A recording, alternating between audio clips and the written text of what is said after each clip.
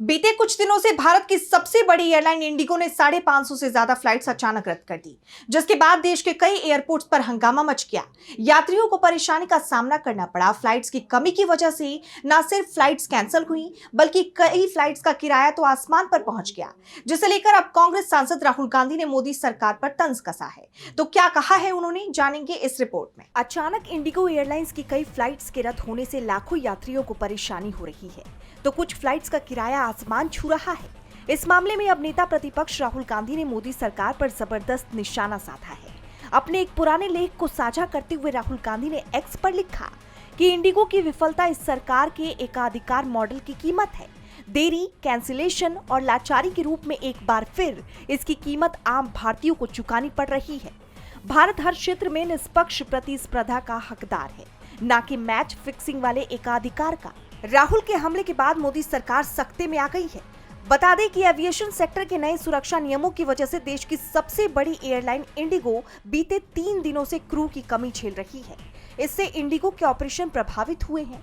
आपको याद होगा 3 दिसंबर को 2200 से ज्यादा फ्लाइट्स में करीब 1400 फ्लाइटें देरी से चली। वहीं 4 दिसंबर को हालात इतने बिगड़ गए कि दिल्ली, मुंबई, बेंगलुरु और हैदराबाद जैसे बड़े एयरपोर्ट्स पर 300 से ज्यादा फ्लाइट्स कैंसिल करनी पड़ी, जिसके चलते किराया आसमान छूने लगा। यात्रियों ने सोशल मीडिया पर लंबी कतारों, घंटों की देरी और अचानक फ्लाइट कैंसिल होने की शिकायतें शेयर की। कई यात्रियों ने बताया कि उन्हें एयरपोर्ट पर पहुंचने से ठीक पहले फ्लाइट के बारे में अपडेट मिला। इससे उनकी प्लानिंग पूरी तरह बिगड़ गई।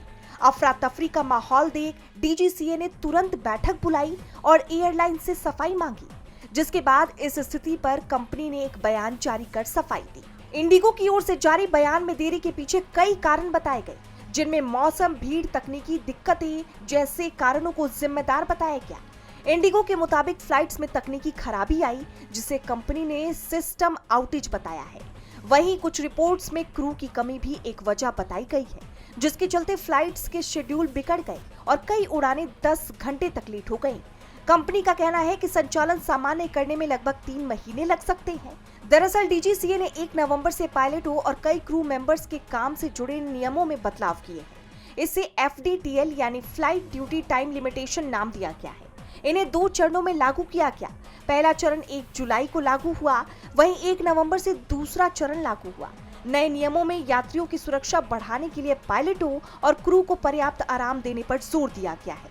इस कारण एयरलाइन कंपनियों के पास पायलटों और क्रू मेंबर्स की अचानक कमी पड़ गई।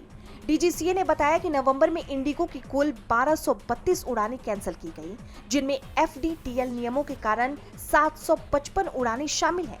डीबी लाइव की रिपोर्ट।